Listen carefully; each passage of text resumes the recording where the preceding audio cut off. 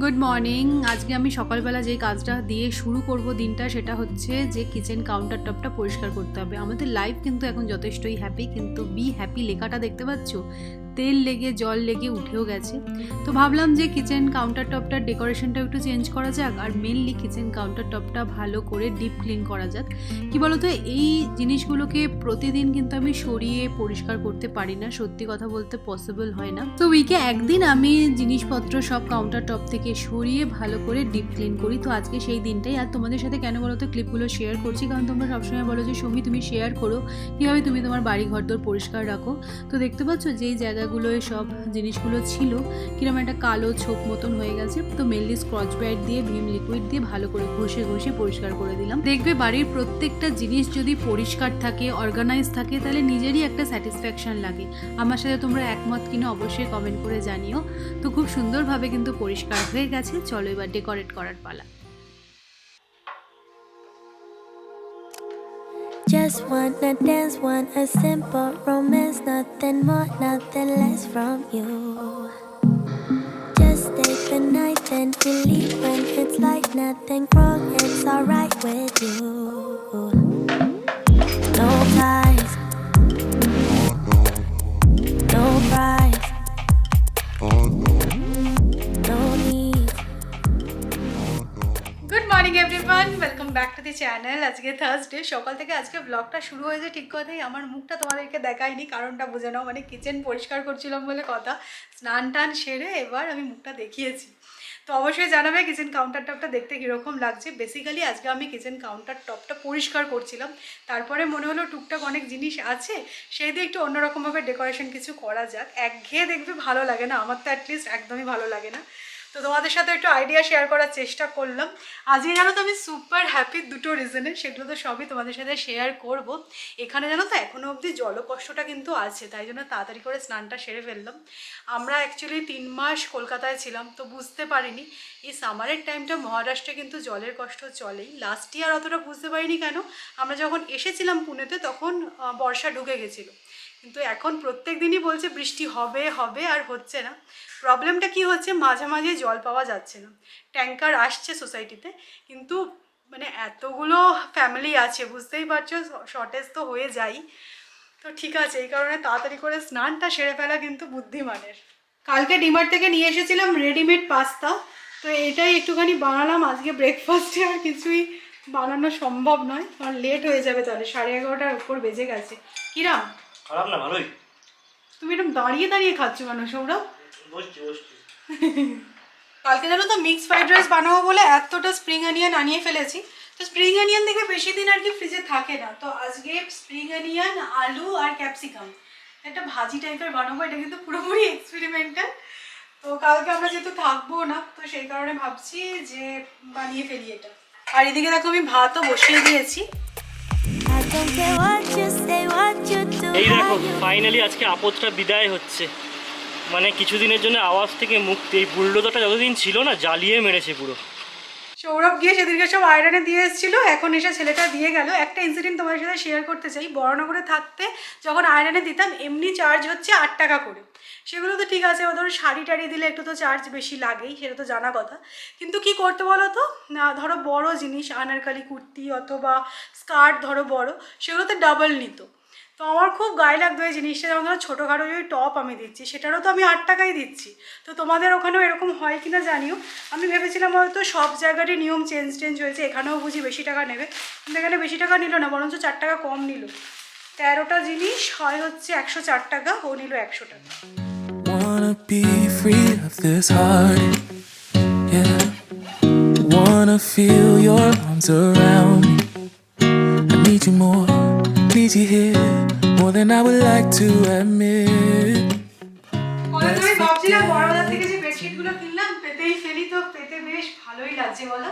তো এই বেডশিটটা আমার এত পছন্দ হয়েছিল, তোমরাও ইনফ্যাক্ট বলেছিলে যে এটা বেশি ভালো লাগছে। 260 টাকা না 70 টাকা নিয়েছিল। তো পেতে কিন্তু একটু বোঝার উপায় নেই। তো তোমরা অনেকে জিজ্ঞাসা করেছিলে যে কোন দোকান থেকে আমি কিনেছি। যমুনালাল বাজার স্ট্রিটে ঢুকবে, ওখানে না যেই পরপর দোকানগুলো আছে একটুখানি সার্চ করো, সব দোকানে কিন্তু রিজনেবল প্রাইস। আর এইটা যেটা থেকে কিনেছি সেটা হচ্ছে কোমাল শাড়ি যে বিল্ডিংটা, তার 2nd ফ্লোর থেকে। তো ওইখানে একটা মানে সেকশন আছে, মানে একটা গদি আছে পুরো বেডশিট বেড কভারের, তো ওটাও বেশ ভালো। Yeah, should I hide away forever? ঘরে দেখবে নতুন চাদর পাতলে কি সুন্দর লাগে না? তো বাইরে বেশ মেঘ মেঘ করেছে, আর তোমাদেরকে ভালো করে দেখাই কিরকম লাগছে রুমটা দেখতে। তো চলো, অনেক হয়েছে নতুন চাদর নিয়ে এক্সপেরিমেন্ট, এবার লাঞ্চ বানাতে যেতে হবে। লাঞ্চের মেনুটা কিন্তু মন্দ না, এখানে আমি সব জোগাড় করে নিয়েছি। তো ভাজিটা মানছি একটু এক্সপেরিমেন্টাল, তবে খেতে খুব একটা খারাপ হবে না।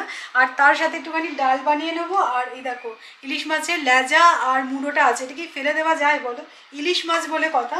তো এটা দিয়ে একটা চচ্চড়ি বানাবো আলু কুমড়ো আর ঝিঙে দিয়ে।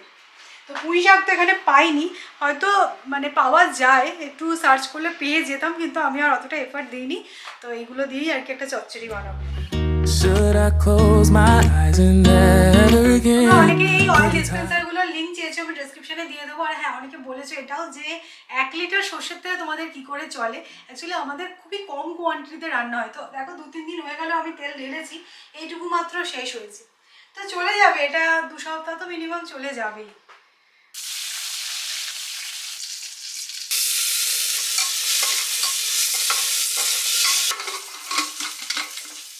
প্রথমে দেখো আমি রসুন ফোড়ন অ্যাড করেছি, তারপরে আলুগুলোকে একটু ভেজে নেব। কুমড়ো আর ঝিঙেটা দেখো একসাথেই অ্যাড করে দিলাম।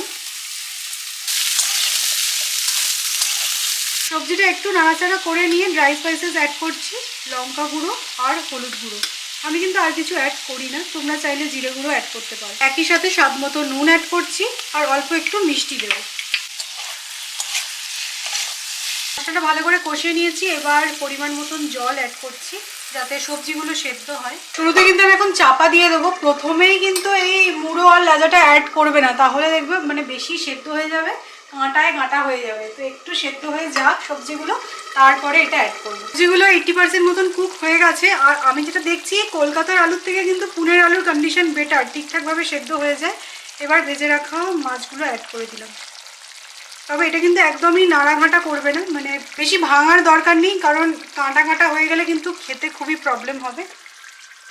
আবার একটু চাপাটা দিয়ে দিচ্ছি। চচ্চড়িটা দেখো মোটামুটি ড্রাই হয়ে গেছে, একটু কাঁচা সর্ষের তেল অ্যাড করবো, দেন আবারও একটু ড্রাই করবো।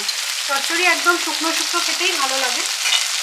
এখন একদম যুদ্ধকালীন তৎপরতায় না রিসর্ট বুকিং চলছে। তো সৌমি তোমাদেরকে সকালবেলাই বলছিল যে 2টো গুড নিউজ আছে, তো আমি ভাবলাম একটা আমি বলে দিই আর একটা সৌমির জন্য ছেড়ে রাখি। তো কালকে আমরা একটুখানি ঘুরতে যাচ্ছি। কালকে রাত্রিবেলা শুয়ে শুয়ে আমরা প্ল্যান করলাম যে না অনেক হয়েছে, এবার কোথাও একটু আউটিংয়ে যেতেই হবে। বৃষ্টির জন্য অপেক্ষা করতে করতে বুড়ো হয়ে যাবো, কি আর করা যাবে, বৃষ্টি আর আসছে না। যাই হোক, কোথায় যাবো সেটা তোমরা জানতে পারবে এই ব্লগগুলো চেক করলে। বাট আমার ওপরে এখন দায়িত্ব পড়েছে ঝটপট রিসর্টটা বুক করতে। বুঝতেই পারছো ঝটিকার সফর, হঠাৎ প্ল্যানিং, কিছুই বুকিং করা নেই, কোনো প্রিপারেশন করা নেই। বাট রিসর্টটা বুক না করতে পারলে না যাওয়াটাই পুরো মাটি হয়ে যাবে। ভালো রিসর্ট চাই একটা, পেয়ে গেছি মনে হচ্ছে একটা, ম্যাডামের থেকে খালি গ্রিন সিগন্যালটা পেলে আমি বুকটা করে ফেলবো। সবটা জোগাড় করে নিয়ে 2টো গ্যাসে যদি রান্না বসাই খুব একটা কিন্তু সময় লাগে না। চচ্চড়ি ডান, ডাল ডান, আর এই যে এক্সপেরিমেন্টাল ভাজিটা হচ্ছে। তো এখানে ক্যাপসিকাম আর স্প্রিং অনিয়নের হোয়াইট পার্টটা আর আলুটা দিয়ে একটু নাড়াচাড়া করে নিয়ে ওর মধ্যে দেখো দিয়ে দিয়েছি আমি হলুদ গুঁড়ো আর লঙ্কা গুঁড়ো। একটু নাড়াচাড়া করে নিয়ে এবার এই গ্রিন পার্টটা দিয়ে দিচ্ছি।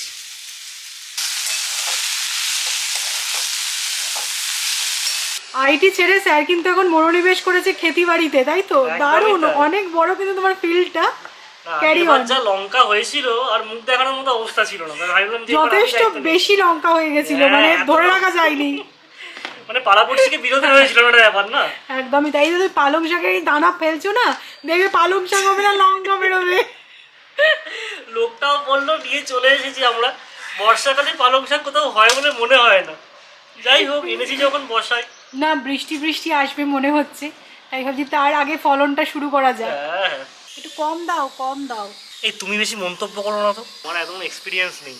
তাকে এবার চাপা দিয়ে দিতে বলেছে, মাটি দিয়ে। আর হালকা হালকা করে বলেছে জল দিতে, বেশি জল নয়। না, আমি যেটা বুঝছি মহারাষ্ট্রের মাটিটা ঠিক নয়, ওই জন্য আমাদের লঙ্কা গাছটা হয়।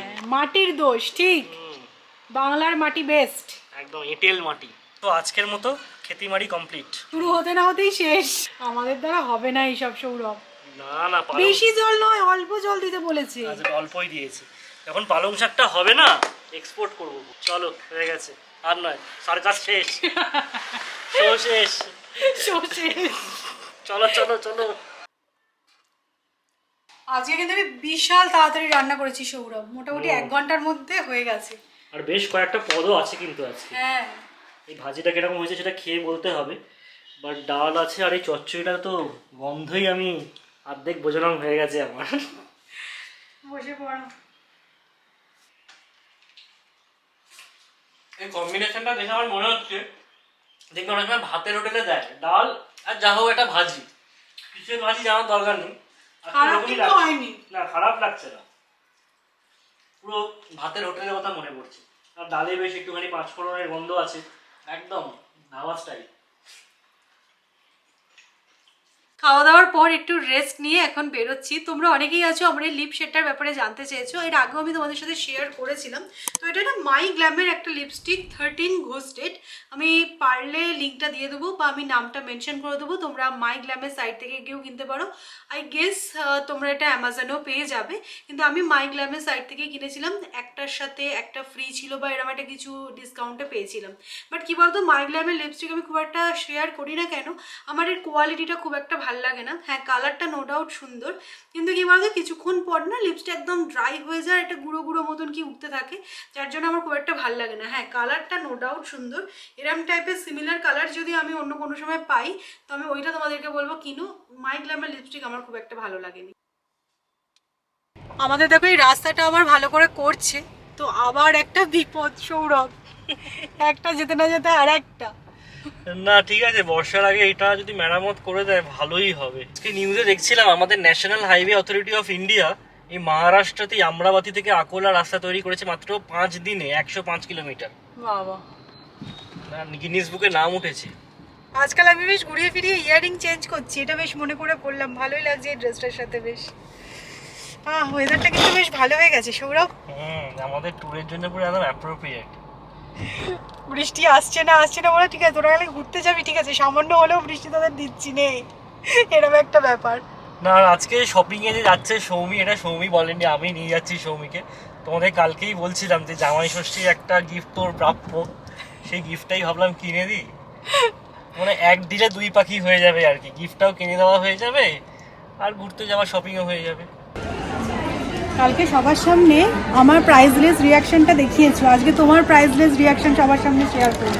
কেন তুমি এমন কি কেনাকাটা করবে যে আমাকে ওরকম রিয়াকশন দিতে হবে? তো আমরা এখন এসেছি লাইফস্টাইলে। আমার না লাইফস্টাইলের এই কোড ব্র্যান্ডটা খুব ভালো লাগে, মানে ঠিকঠাক জামা কাপড় আমি পেয়ে যাই, তো তাই জন্যই ভাবলাম লাইফস্টাইলেই আসি।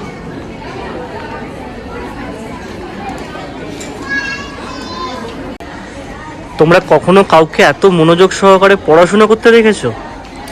একে শপিং করছে দেখো, কি মনোযোগ, বাবারে বাবা। আমি দুটো পেয়েছি। তোমার কি আজকে হবে নাকি? হবে হয়ে গেছে, লাস্ট ফিনিশিং চলছে। জারাতে এসেছি, এই টি শার্টটা হেভি দেখতে না? খুব সুন্দর। না এবার একটু হাত চালিয়ে, অফিস কাছারি আছে তো নাকি, অফিস করে কে কবে বড়লোক হয়েছে তাই না?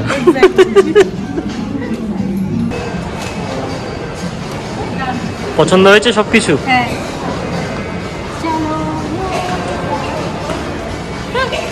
স্যার অফিসটা কি ছুটি দিয়ে দিল আজকে?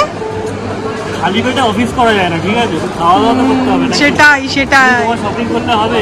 শপিং করি যখন তাহলে আমারও অফিস, যেই শপিং হয়ে যায় এবার আর অফিস নেই। খাওয়া দাওয়া করে অফিস করবো, প্যাক করে নিচ্ছি, গাড়িতে যেতে যেতে খাবো, বার্গারই নিচ্ছি।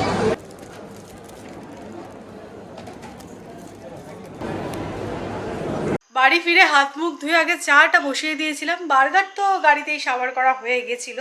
তো টুকটাক শপিং আজকে আমি করেছি, দুটো টি শার্ট কিনেছি জারা থেকে আর একটা ড্রেস কিনেছি লাইফস্টাইল থেকে। তো তোমাদেরকে আজকে আমি দেখাবো না আমি কি শপিং করলাম, কালকের ব্লগটা চেক করলেই তোমরা দেখতে পেয়ে যাবে। কালকে আমরা ঘুরতে যাচ্ছি বলে কথা, প্যাকিং হয়নি, হোটেল বুকিং হয়নি, কিন্তু কালকে আমরা ঘুরতে যাচ্ছি, তাই তো মনে হচ্ছে তাই। তোমাকে তো দেখালাম আমি রিসর্টটা, তুমি বুক করতে পারলে না, কি করবো বলো? বলছে যে এখন তো অফ সিজন, কোনো চাপ নেই, ওখানে গিয়ে খুঁজবো, মানে আমরা যেন মানে হোটেল বা রিসর্ট খুঁজতেই যাচ্ছি। যাই হোক, প্রচুর হোটেল রিসর্ট আছে যেখানে আমরা যাচ্ছি, সেখানে আমরা সাসপেন্স রেখেছি কিন্তু বলে দিইনি কোথায় যাচ্ছি, একদমই তাই। তো যাই হোক, আমি আজকে গাড়িতে আস্তে আস্তে ভাবছিলাম যে সকালবেলা তোমাদেরকে বললাম একটা গুড নিউজ তো সৌরভ দিয়েই দিল, যে কালকে আমরা ঘুরতে যাচ্ছি একদিনের জন্য, যদিও একদম কাছে পিঠে। কিন্তু আর একটা গুড নিউজ এখনও দেওয়া হয়নি। তো গুড নিউজ হচ্ছে এটা, আমার বন্ধু আসছে, মানে আমার স্কুল ফ্রেন্ড। অগস্ট মাসে ওরা প্ল্যান করছিল, তো আমি বললাম জুলাইতে আসার জন্য, কিন্তু ওর বর আর কি ছুটি পাবে না অফিসে, তো সেই কারণে ওরা অগস্টে আসছে। টিকিট কাটা হয়ে গেছে, আমি সুপার হ্যাপি। জানো তো, বিয়ের পর 5 বছর আমাদের দেখা হয়নি। ইনফ্যাক্ট আমি যখন কলকাতায় যাই তখনও দেখা হয়নি। তো ও মানে পুনেতে আসছে, মানে 5 বছর পর পুনেতে একসাথে দেখা হবে। তো সুপার এক্সাইটেড আমরা দুজনেই, অনেক প্ল্যান করে ফেলেছি। আর কিছু বলবো না, ওর হাজব্যান্ড আমাকে ফোন করে বলছে আমি টিকিটটা কাটলাম, বাকিটা এদের দুজনের উপর ছেড়ে দেয়। আমি বলছি হ্যাঁ কি প্ল্যান হবে, কিসে কি করবে না করবে ওইসব নিয়ে মাথা ব্যথা করে লাভ নেই, আমরা এগুলো সামলে নেবো, কোনো চাপ নেই। সো এটা ছিল আমার সেকেন্ড গুড নিউজ। সত্যি বলছি ভীষণ খুশি। আর ও তো ব্লগটা দেখছি, আমার বন্ধুর নাম হচ্ছে অঙ্কিতা, তো ভাবছি আমি এখন থেকেই ব্লগে বক শুরু করে দিয়েছি কি করব না করব। সৌরভও খুব এক্সাইটেড। তবে একটা জিনিস, বন্ধুরা আসলে কিন্তু খুব মজা হয়, মানে অন্যরকম একটা মজা। আর ও আমার স্কুল ফ্রেন্ড, তাহলে বুঝতেই পারছো কতটা আর কি আমরা মানে দুজনের সিক্রেট জানি, এরকম একটা ব্যাপার। মোটামুটি আমাদের যা প্ল্যান হচ্ছিলো একদম আর্লি মর্নিংয়ে আমরা বেরোবো, তাহলে কালকে সারা দিনটা পাওয়া যাবে। তো 6টার মধ্যে বেরিয়ে পড়ার প্ল্যান আছে। তো দেখা যাক, আজকে তাড়াতাড়ি যার জন্য ঘুমাতেও হবে। তো আমি ভাবছি কি বলতো, একদম চটজলদি একটা কেক বানিয়ে নিই, তাহলে ওটা আমি গাড়িতে নিয়ে চলে যেতে পারবো। আর দেখা যাক রাস্তায় যদি সেরকম কিছু পাইটাই, নিশ্চয়ই পাবো বলো। আর এখানে তো ওই পকোড়া টকোড়াগুলো খুবই চলে, সেই হ্যাঁ চলবে, ওগুলো যদি পাই তো ঠিক আছে। আদারওয়াইজ আমি ভাবছি একটুখানি কেক নিয়ে যাই, রাস্তায় যেতে যেতে একটু চা খেলাম। তো আমি না একদম সিম্পল প্রসেসে বানাই, অত কিছু মেপে ঝুপে অত ছেঁকে টেকে ওইসব করি না আমি। তোমাদেরকে দেখাচ্ছি, এই ছোট্ট মোলটায় বানাবো, এই ছোট্ট কেক বানাবো একদম।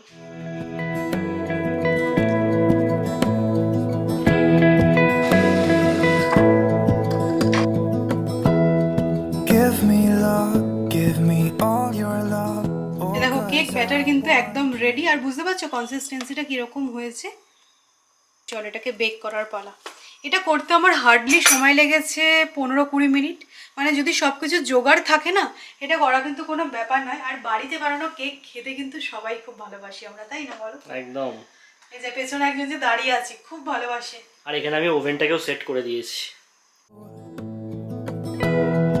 No one else makes me feel this way. Don't know what you do. কেকটা বেক হতে হতে আমার অনেক কাজ সারা হয়ে যাবে, প্যাকিংটাও একটু সেরে ফেলবো। তবে হ্যাঁ, রাত্রিবেলা যে কোনো রান্না নেই, সকালবেলা যে ভাজিটা বানিয়েছিলাম ওটা আর ডাল আছে, শুধু একটু রুটি করে নিলেই হয়ে যাবে। তো রান্নাঘরটাও একটু মেসি তো হয়ে গেছে বটেই, সেগুলো সব ঠিকঠাক করে নিই। Hold my hand, look me in the eyes. You and me, yeah, that's all I need, and I'll be alright.